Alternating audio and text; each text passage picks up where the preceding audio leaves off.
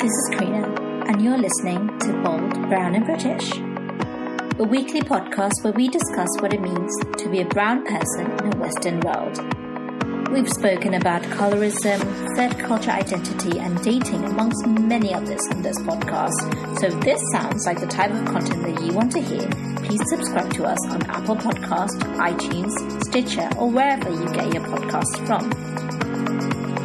You can also message us on Instagram. The handle is @BoldBrownAndBritish, or drop us an email via our website at www.boldbrownbritish.com. So without further ado, let's get on with this week's episode. Hi and welcome to Bold Brown British, where we discuss all things South Asian diaspora. Now, if you can hear the little alarm in the background, that's because someone's car alarm has gone off. I don't know what to do about it. That's okay. We are where we are. I have the lovely Priya here. Priya, how are you? Hi, Karina. I'm very good. Thank you for asking. Yeah, I'm okay. Good. Yeah. So Priya, we connected. Well, I saw you on my TikTok For You page. Yes. And it was love at first view, as you can say. I love it. And I guess to preamble what we're kind of talking about today, we're going to be talking about toxicity of families, especially in kind of brown culture. So do you want to kind of give an introduction as to, I guess, what your situation was for somebody who might not have come across your TikToks? Yes. So first of all, my name is Priya Sengupta. I am Indian and half Bengali, half Gujarati. I live in a household where it was my mom, my dad, and four daughters. So me and my three sisters. Growing up, everything was normal, I suppose. Maybe because I wasn't exposed to much. So whatever I was dealing with at home, I thought was normal. And it kind of kicked off, I think, a little later down the line when I got my first boyfriend. And unfortunately, he was Muslim. And in my household, my dad had one rule, and it was obviously being a typical Indian man. It was you can bring them home as friends, but just nothing more than friends. So the minute he found out that anything was going on, he basically kicked me out of the house. That's where my journey kind of started at. And I was 18 at the time. I was in my first year of uni. And his words to me was, if you still want to be with him, you can be with him. But tomorrow morning, I'm dropping you to uni and I never want to see your face again. Yeah. So from then I was already shocked, but I was like, it is what it is. Like, how can I justify it? At this point, I was already with the man for 3 years. And I'm not with him right now, obviously, sadly. But at the time, what I felt I was doing, I felt like I was doing something right. Because it wasn't nice for someone to just judge someone purely based off their religion. You don't really know much about him. So I left that next day and I never looked back. And his family actually took me in and I lived with them for about a year and a half. And then after that, things didn't go too well with him. And then I moved back home. But I do want to mention when I did live out, going off my TikTok videos and how my dad is like a very controlling man, he made sure that my sisters were not allowed to talk to me as well because they were living under their roof. It's kind of like my rules or you need to leave. So he made it clear to my sisters that, Priya's leaving. If any of you want to support or join her, you need to leave too. Now, obviously, I'm the oldest out of all my sisters. I was 18, so anyone else would be younger than me. At that age, I don't think they had anything in mind in terms of like moving out. Where would they go? I at least had my uni accommodation. So they stayed at home. I actually lost connection and communication with my sisters. Didn't have a relationship with them for a year and a half. And then when I broke up with my ex, my parents took me back in. But I think for them now, because my dad realized he could basically have his way so easily, it became a repetitive pattern because, a year down the line, the ex actually came back into the picture. But this time I had built a stronger connection with my sisters for them to actually stick up for me and say, hey, like, what's the problem? Like, if he really loves Priya, why can you not just accept it? Would you rather her be with an Indian man? And let's say he's like the worst man, on earth. He's an alcoholic. He beats her up. And my dad's response was, yeah, that's the risk. Like, she's going to have to take. So from then onwards, I was like, it's pointless even trying to argue this. And then he said, well, if you, again to my mom never really has a say. He kind of manipulates her and he says, it's either me or the girls. But I think she's grown up as well with us. First, we didn't have an opinion. We weren't allowed to speak. Now that we're trying to get our voices, he's always been in her head saying, you know, they're girls, they're going to leave you in the end. Like, they're going to go to their homes and you're going to have no one. You're only left with me. She's quite financially dependent on him. She works, but all her money goes towards bills and paying for the house. He doesn't pay for anything. So he's got all this money saved up, right? So that's where he gets her, because he says, you know, I've got all this money, like it's for you, like in the future when the girls go, like this is our retirement plan. So she's very dependent on him. So anytime it comes to a situation where it's like, okay, it's the girls or me, straight away, like she doesn't even have to blink, like she's just like, okay, girls, you need to leave. So that's happened a few times. This time my sisters came with me, so we left, and then again we forgave them again, and it's just like pattern, like where we want to forgive and we're trying to like get them back, because yes, we do miss them. Not now, back then we did miss them, and we were like, okay, like let's give it a chance again. Moved back in, and it was just the same thing. It was almost like, even if, for example, like the kitchen wasn't tidy, he would say to my mom, oh look, like you've got 4 daughters, they're useless, you're doing everything at your age. And then he'll like manipulate, say, we have like health problems, why do you not do anything? And it's like, we do everything, but you'll find one thing that isn't done, and then you'll be like, okay, like, you know, they need to leave, like that's it, they're grown women, they need to leave. Like if they can't do basic things like this, then what are they doing here? And then my mum will somehow like get brainwashed into it, and then that's it, it's again like, you need to leave. This year it was a bit more severe, and this year is like where we all promised, all 4 of us, like we're not going back now, because it's happened too many times. And I kind of see myself in that situation where if a friend did to you what my parents are doing, I would never let them back in my life. Like, so why do I have to make exceptions just because they're my parents or just because they're my family? Like the same rules should apply to them. I shouldn't, you know, be as accessible, and I shouldn't have to keep feeding themselves into my life. So it just makes no sense to me. And this time it went a bit too far. They involved the police. They made us look like really, really bad people.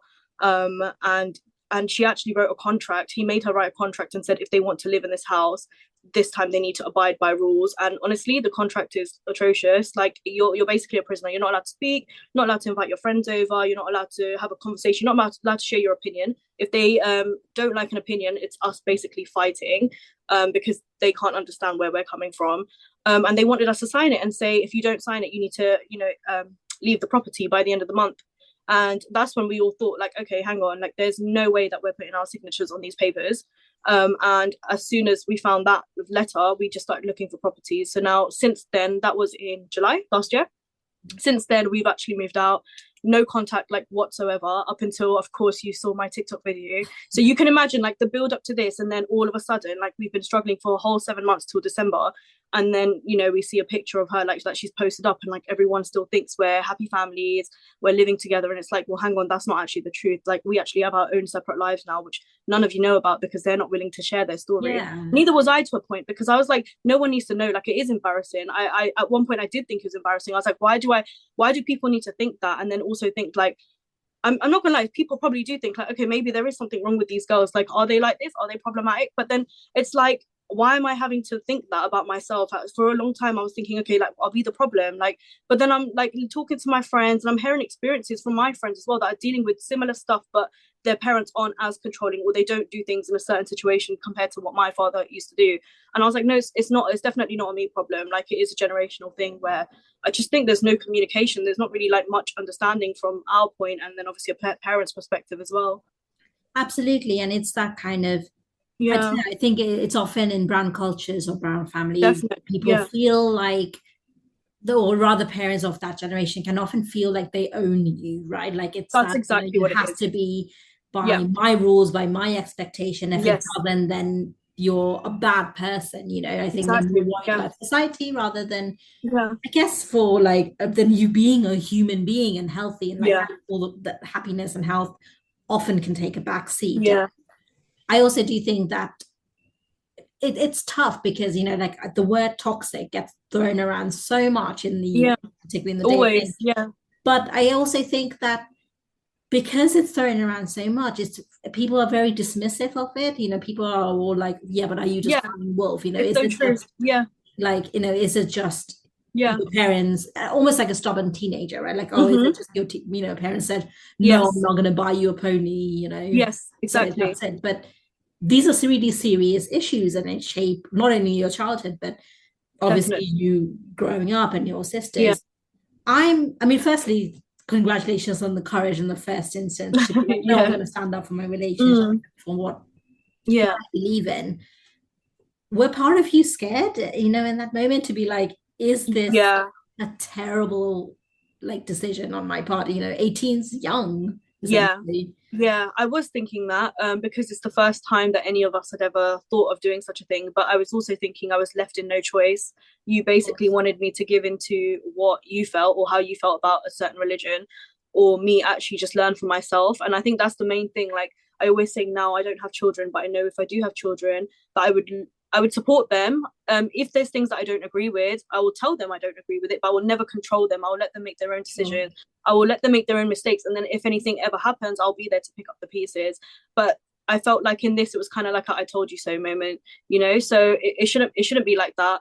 I was scared, and especially this is another thing because I made another video about being financially independent, because prior to this, I don't think I was. I had my own job, and I had my own money, but I used to spend it on silly things like makeup or food.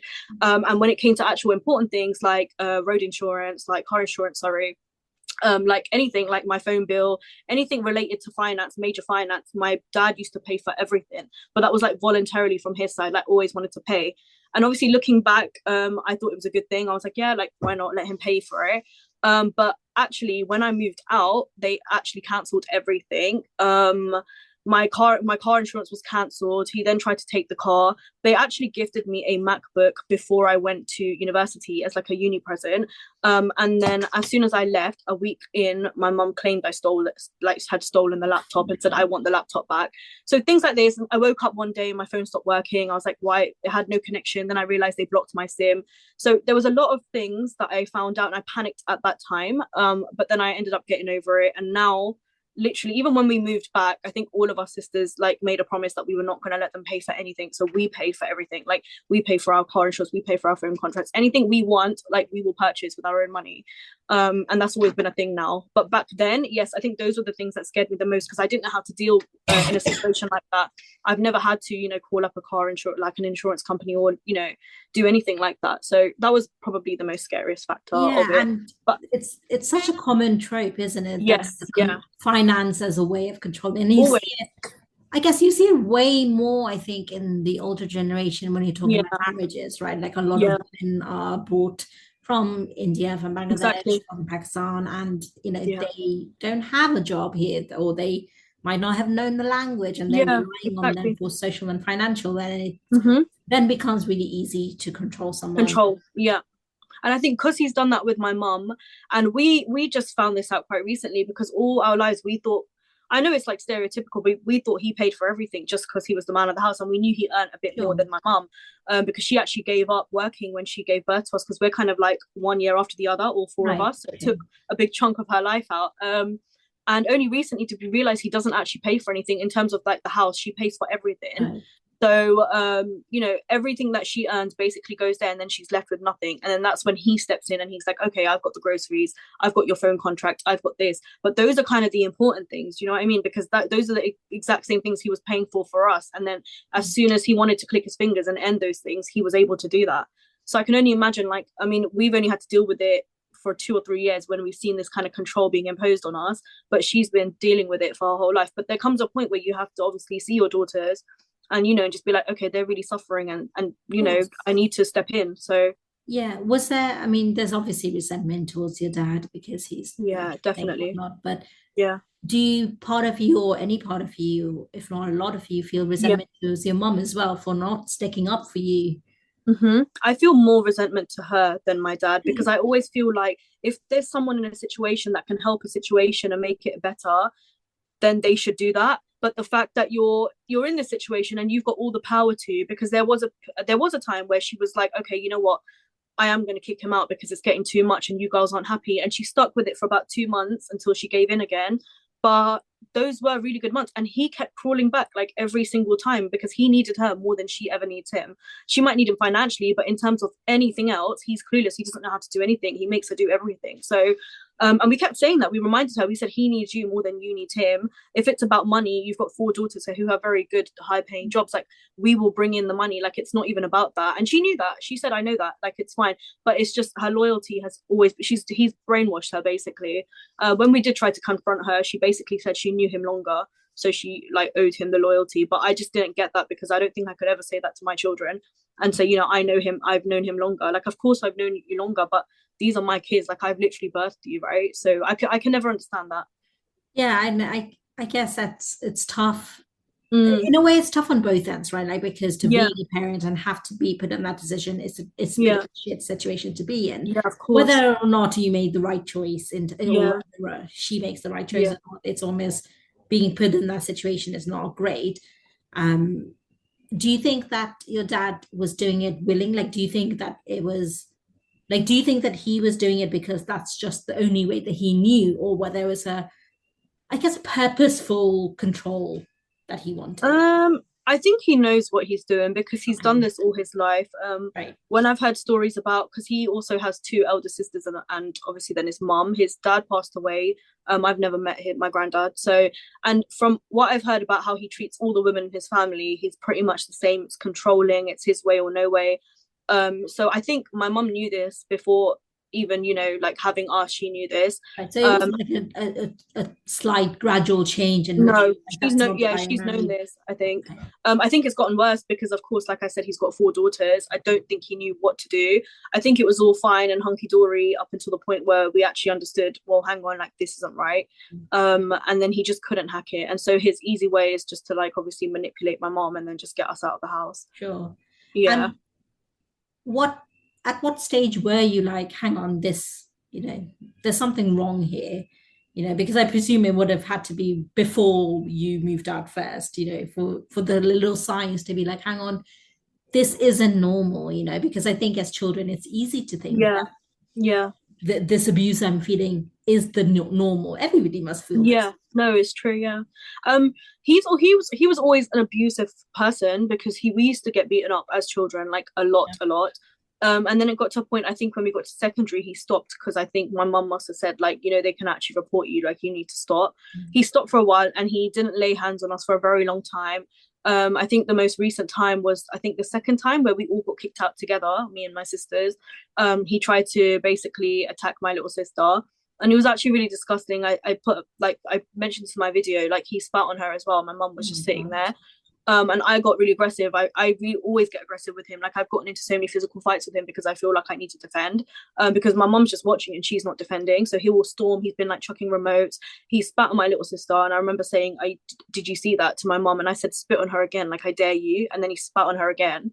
And I don't remember the rest. Like, I literally went for him. Like, I just saw red and went for him. And that's the only time then when my mum got involved and was like, Priya, what are you doing? Stop hitting him. And I'm just thinking, you had all this time to say something and you're only attacking me now because I've attacked him. You know what I mean? Like, you could have said so much. So there's little things. It's the way he deals with things. I feel like you can't have a conversation with him for sure. If I try to like explain my point, I've tried so many times. I think when I moved out the first time, it made me a lot more mature and wiser. So I've always tried to communicate rather than just go in, like raging in. And I've tried and I said, can we just have a discussion? But it never works. Even in a discussion, he'll say it nicely and calmly, but he's still basically insinuating it's his way or no way. So it's pointless. And like talking to my mum, of course, it goes in one ear and comes out the other. So it's just even more pointless talking to her. Yeah, I mean, first, I'm so sorry that you and your like no one should be spat on. No, I know, it's disgusting. That is so disgusting, and it's gross. No, like for a human being to think that that's okay. Lack of respect, lack of values, lack of humanity. It's gross. And we've had to recently start when we were there, because he gets quite aggressive. I had to like record him on a slide because we were just like, we don't know what's going to happen if we're ever going to have to use this. And he's found out that we do record it now, so now he's very careful and he doesn't really say anything out loud. but yeah, that's another reason. So they didn't do too much talking. That's why they sent the contracts. And again, there was no communication on WhatsApp, nothing, because they know I'll use everything I can against them. Like, I'm the only one, I think, in this family that will actually be outspoken and put everything out there. Like, yeah, of course. At this point now, because I was just like, I know I've got quite a lot of like controversy on my TikTok page, and everyone's like, well, why are you bringing it to TikTok? Like, this is a personal matter. And I was just thinking, really? if she, yeah, so many. And I'm just thinking, I'm like, am I doing something wrong? Like, maybe this should be a personal matter. But then I'm thinking, hang on, there's another 500 comments that tell me otherwise. They're still saying that, do you know what I mean? Like, oh, thank you for speaking up. Like, we've been going through the same thing. So I'm just thinking, okay, it's not just me. But also, I think everyone's forgetting the whole point of me putting it on social media is because she put hers on social media. So I just wanted to project the same way that you think you can tell everyone it's a happy world and we're like a very happy family. I do want to tell everyone that that's not the situation. Whatever's happening is the opposite. Do you know what I mean? Yeah. And so to recap it, so the video was that over Christmas, you and your sisters and your partners were having a great time. You had the merry we were. So great.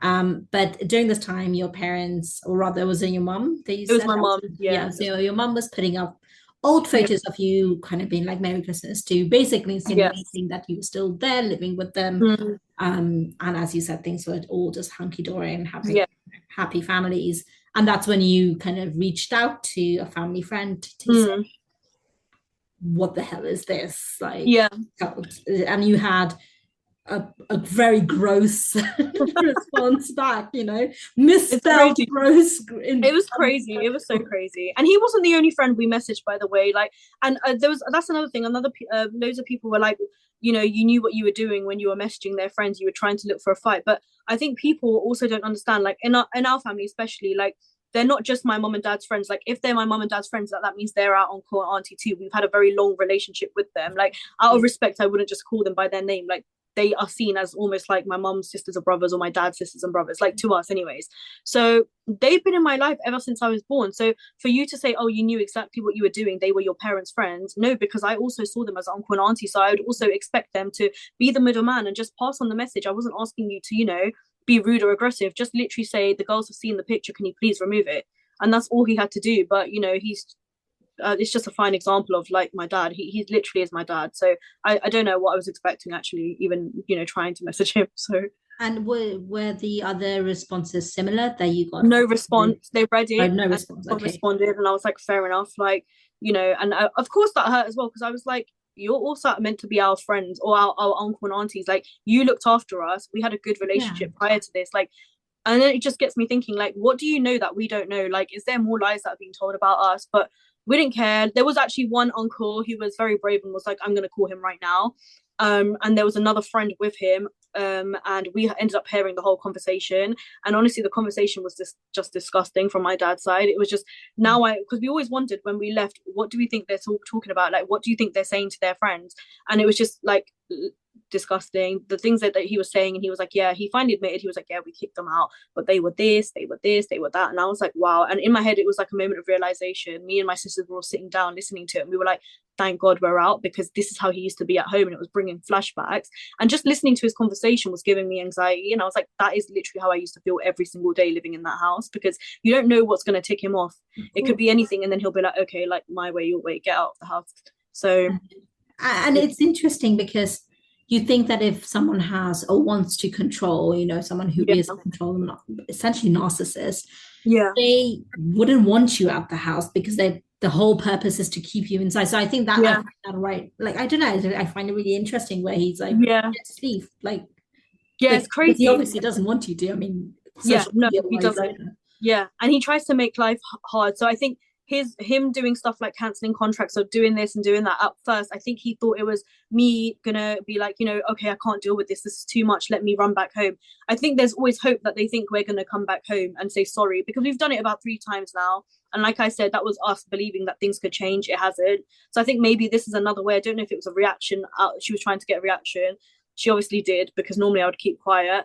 But yeah, I think that's what it is, because me and my friend, we talk about this all the time, and she's got a similar dad, right? But the only difference, and like we were saying, they always want control, but her dad is the type that wants so much control that he doesn't want her to leave the house. He wants her to stay in the house because he wants that control.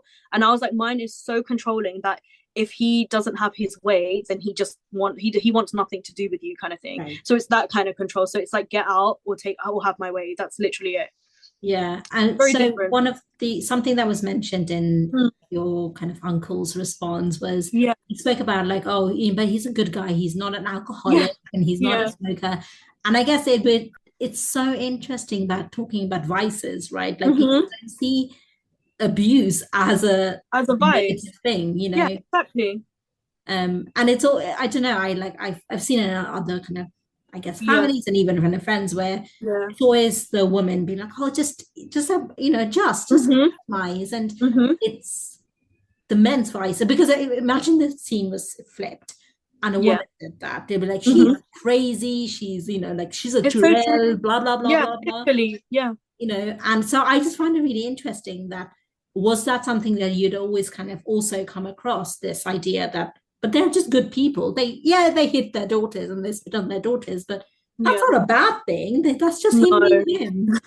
No, never, actually, never ever. Like, I'm so glad that none of us have ever thought like that. I don't think we've ever tried to justify their actions by thinking of all the good they've done, because actually looking back at it, like, we always thought they were doing so much good, but that's just what a normal parent should do. Like, in terms of good, we were thinking, okay, like, they feed us, they make nice food for us, like, we live in this house, but that's what a parent is supposed to do. I should hope to God that when I have a child, that's exactly what I'm going to do for my child. You're not going above and beyond. You didn't take us out. We didn't go on family holidays to like nice places. We just, every year we used to go back to India. I suppose this is controlling too. We used to go back to India because his mom lived in India. Every summer holidays for 6 weeks straight, India, to the point where my mum was like, okay, if you want to see your mum, you can go and see her, but the girls don't need to be there every year. Like, they've got only these, like, you know, a certain amount of years before they actually carry on with their life. Like, why don't we go somewhere nice? And he actually works for an airline company, so we actually got free tickets. So technically we could have gone wherever we wanted, but we just never got to see the world because it was always India. And when we were like sick in India, because I remember the first year we went, obviously like the weather, and then like you've got the mosquitoes, and then you have to adjust to like the the food and stuff like that. All of me and my sisters got really, really ill, and he used to get so angry with us that we were ill. And it's like, we're just children. Like, we hadn't been in India in a very long time. So it's just almost he's a very angry person. And he's always been an angry person, but I just thought he would change as we grew up. But I think it got worse because he felt like his control was almost like slipping away from him. Sure. And I guess it's, I don't know, I just, and Asians are weird. Like, brown people, like, mentality is just fucked up in a lot of different ways, I think. I find it really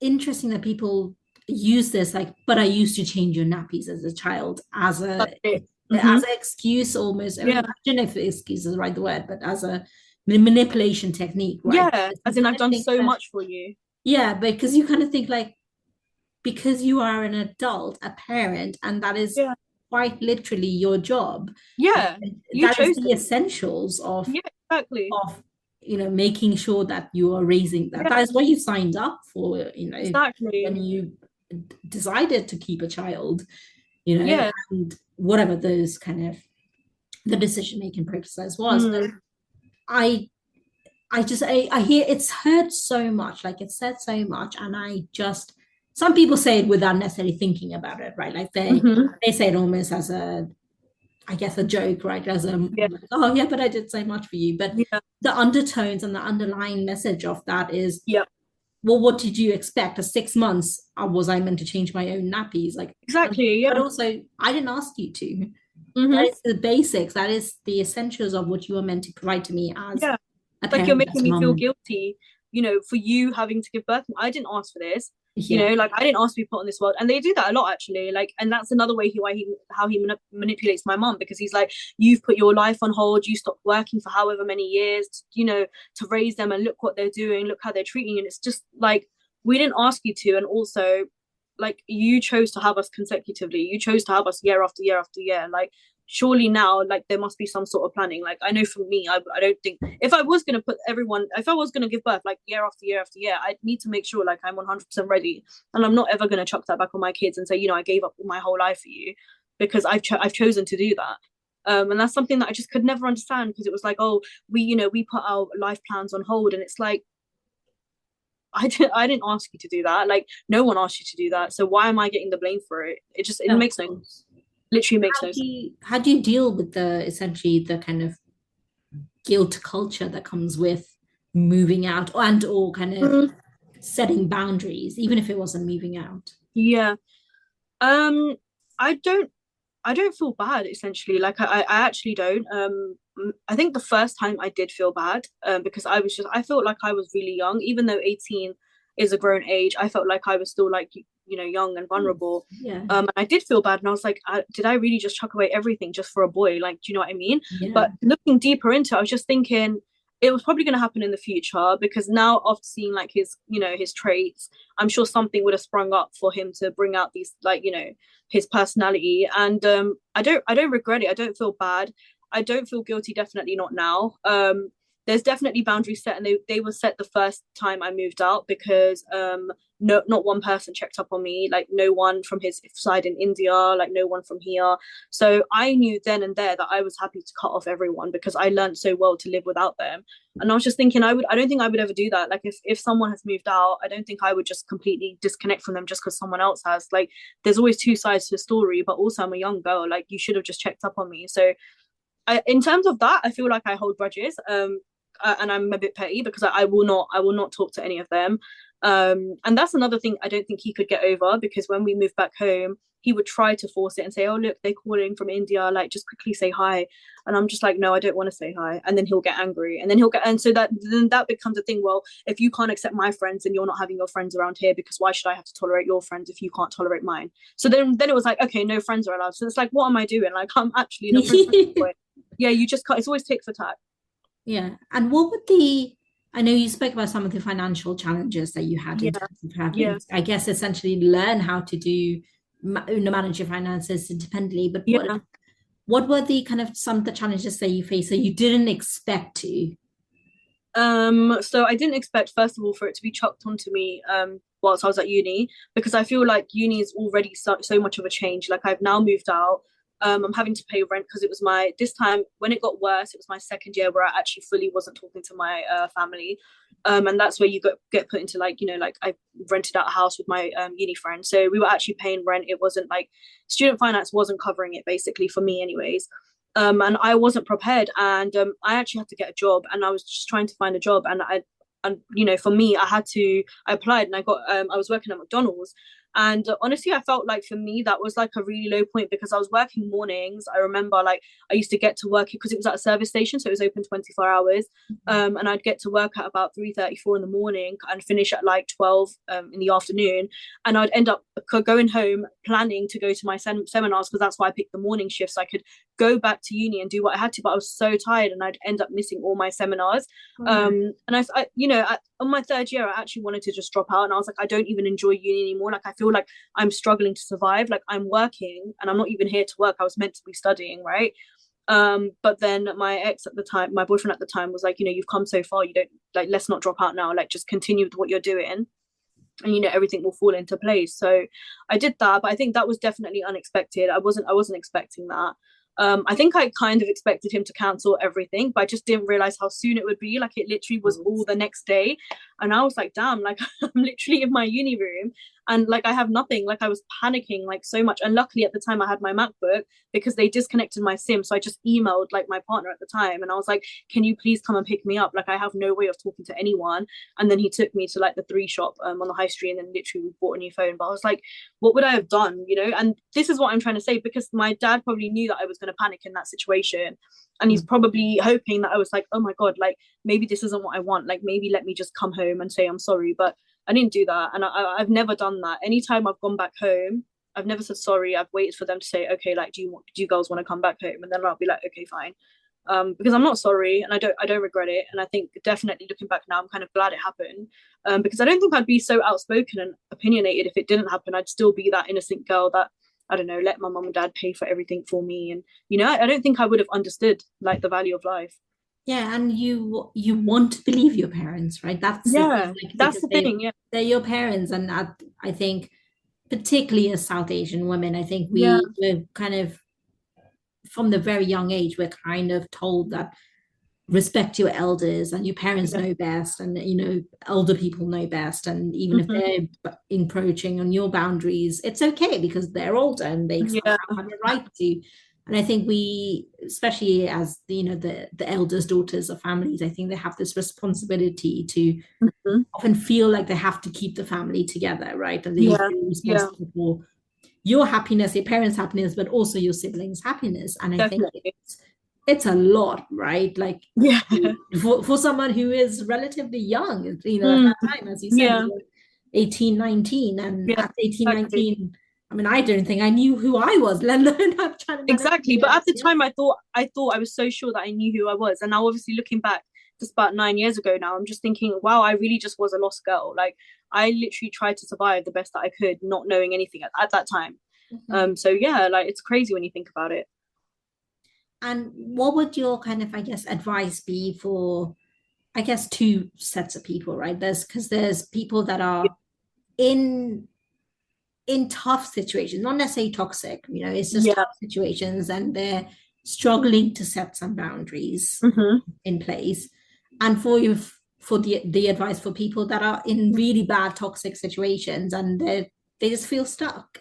Yeah, so I definitely think, like, for people that are just in tough situations, I would, if it's the same like mine, like with your parents and it's issues with your parents or anyone in your family, my first piece of advice is to always try and communicate with the person, because I seriously think that maybe just a healthy conversation might go a long way. Unfortunately in my situation it didn't, but you never know with anyone else in their situations, it might, right? If it still doesn't go to plan, my next solution is always to just leave. And I know people always think like about money when it comes to stuff like this, and this now goes back to the toxic situation. Like I was like, no, like I was putting up with it for a while because I was like, just stay focused, let me save up and I can get a house, right? And it got to a point where I was like, you know what, like I don't even care now if I lose all my money, but I just don't want to stay here. And that's a few of the comments that I got in the TikTok as well. And it was like, I want to leave, but I just don't know where to go. And for me and my sisters, we were very lucky. Like the first time, every time we've been kicked out, basically, that there were always friends that we could rely on, or like we have each other to rely on now, so we all live together. That's my only advice. Like, just leave. I know people are scared, and I know they think like I can't hack it. But when you're put in tough situations, you naturally grow from those situations. You don't think you can, but you find a way. You always find a way. And that was me. I thought I couldn't. I thought I could never come back from it. But looking back now, I'm glad that I went through those things, because now I know how to deal with those situations. And also now it's like a learning lesson for me. Like those are things that I would never want to do to my children. Like I would never want them to feel like how I'm feeling. And so yeah, you have to take the first step. Definitely. I think whilst it can be tough to, I'm not necessarily putting down how daunting and scary it is, right? But and we say it quite a lot on this podcast, where you just need to prioritize your own growth and your own mental health. And in the grand scheme of things, is it worth you having all this anxiety and building up on these traumas? And it's not. However, I understand the finance situation, because not everyone can, right? Like, and that's a very real, practical. Asians often don't earn as much as like non-colored people, and it's a real problem, especially for women. Because I think for a guy it's slightly different. Like I do think that there's a little bit more of a support system to a degree.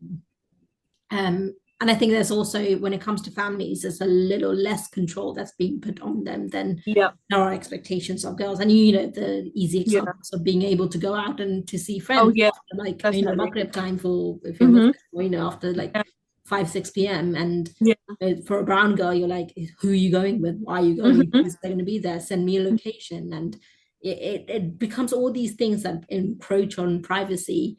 And suddenly you're like, but why? Exactly.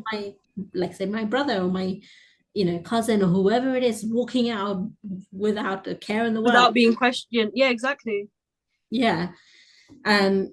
But again, prioritize health and prioritize doing what's going to be ultimately best for you. And reach out, as you said. It sounds like thankfully you had the support system. So if there are people that you can trust, Yeah, just a friend. It doesn't, I mean, we've learned that family have actually not been there for us in situations like this. That is my one advice, maybe.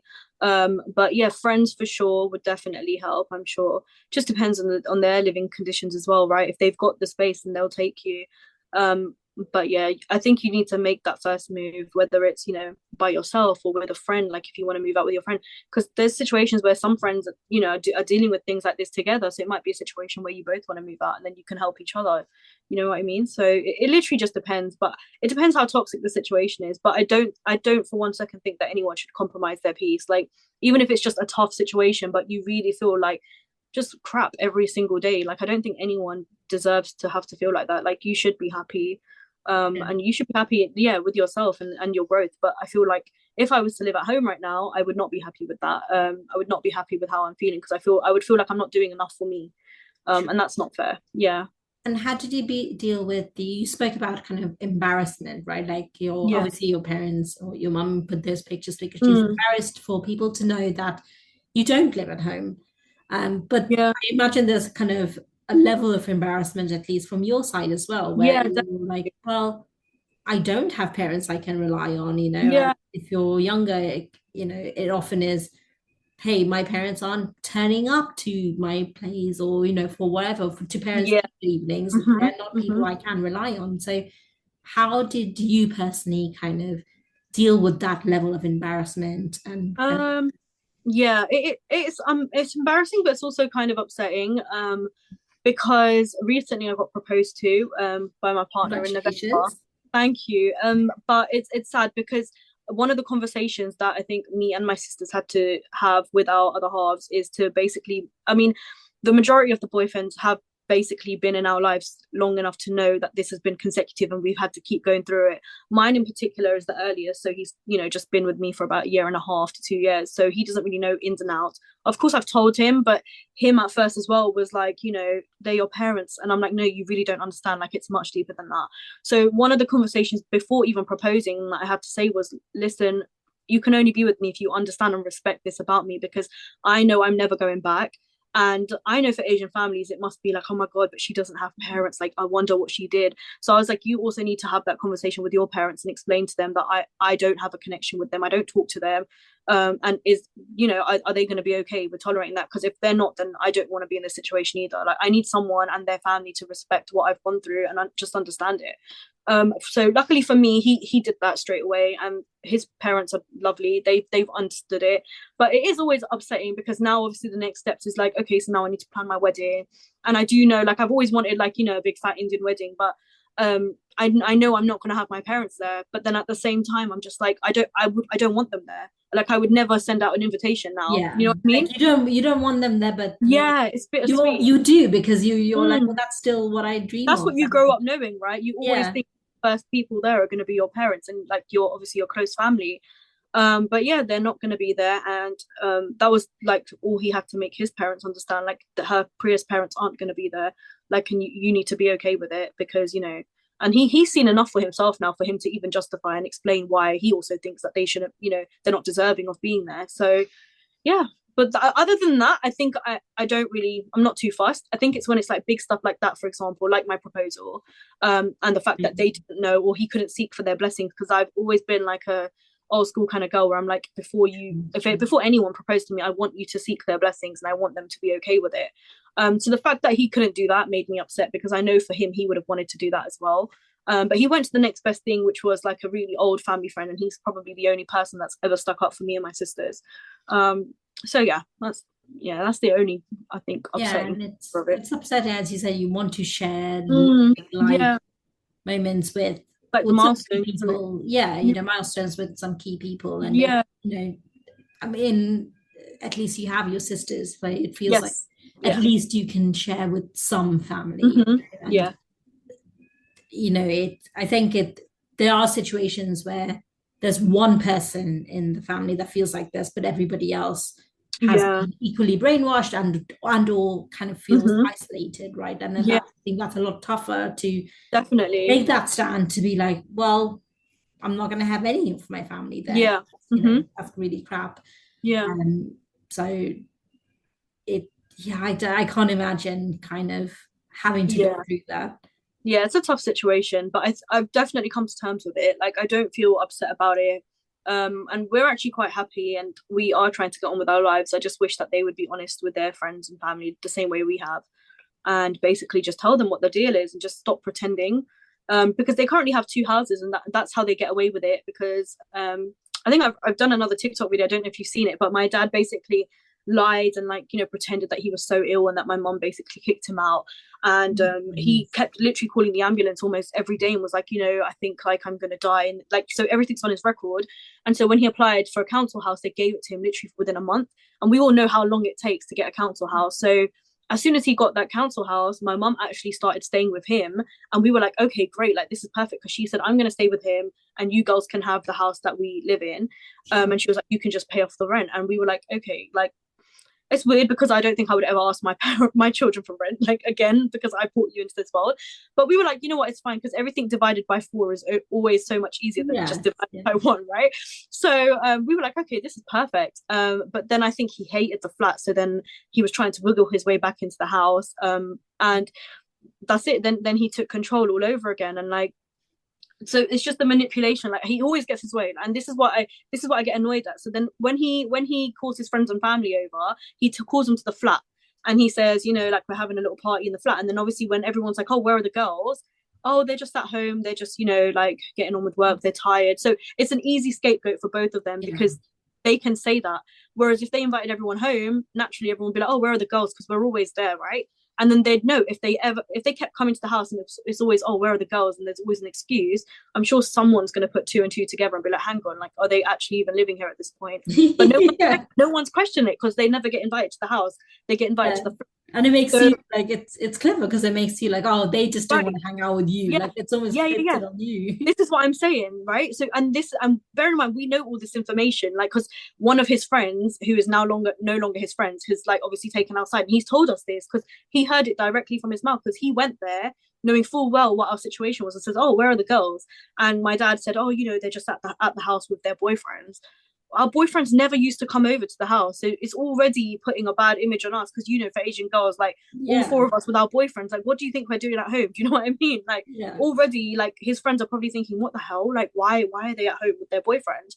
But yeah, that's what we found out. So that's what he's been telling everyone. So that's when we saw these pictures, and I was like, now this is actually taking the piss. Like, I can live with the fact that you keep telling everyone we're living at home, and, like, you know, we're tired, so, like, we can't ever come to the flat. But now you're actually going that extra mile. So now you're lying, and now you're also pretending that we celebrated Christmas together when we haven't. And also it's more of a trigger because my mum's birthday is on Christmas Day. So that was an even more of an annoying thing, because I was like, so now you're really trying to prove to the world that, like, we're here with you. But the truth of the reality is you weren't here with us. Like, you actually let us go knowing full well, you know, like, what his plot was. Yeah. Do you think it came from not that I'm trying to justify it, but, like, do you think it came from a place of her just missing you and putting those photos up? I definitely think so. I think it always comes from that, because we do see her, like, she still you know, checks our TikTok pages, because sometimes it tells you, right, who's watching your profile. We'll see her there, we'll see her friends there.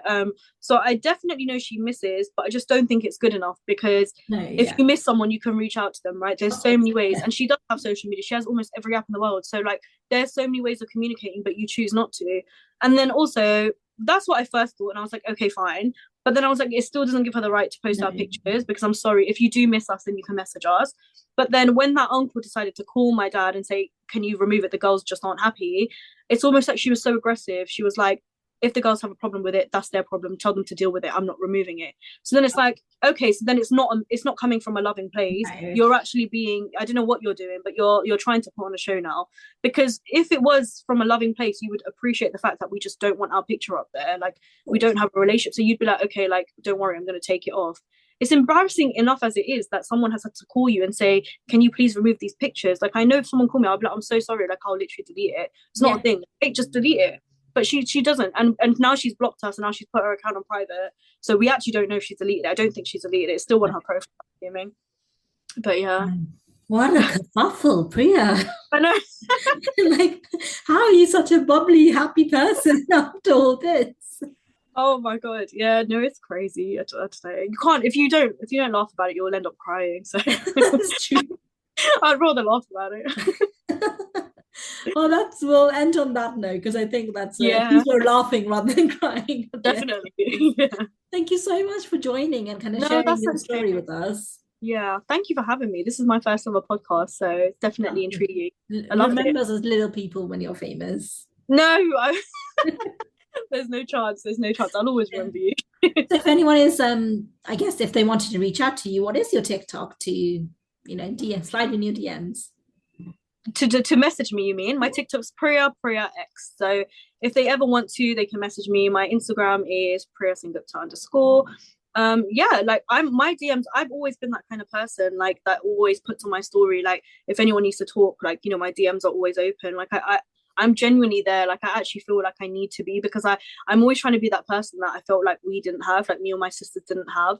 So it's always nice to know that someone's there that's listening to your problems. And I would like to think that loads of people have. Like I have had so many people message me in the past, not even like way before this TikTok. This TikTok was just so unplanned, but I was just so angry, so I posted it. I just didn't realize that it was actually going to go viral.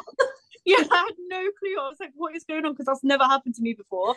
But yeah, like I'm free to talk to whoever, and just come from an understanding perspective. Yeah, good. And likewise, if for anyone listening, if you are going through a tough situation, feel free to reach out to us or to Priya. Definitely. There are people here that are here to help, that aren't going to judge you, because I think that's always just here to listen as well, right? Yeah, sometimes you just need that. You just need to kind of talk to someone without knowing that they're going to be like, but what did you do wrong? And have that kind of sense of judgment. So that's the thing.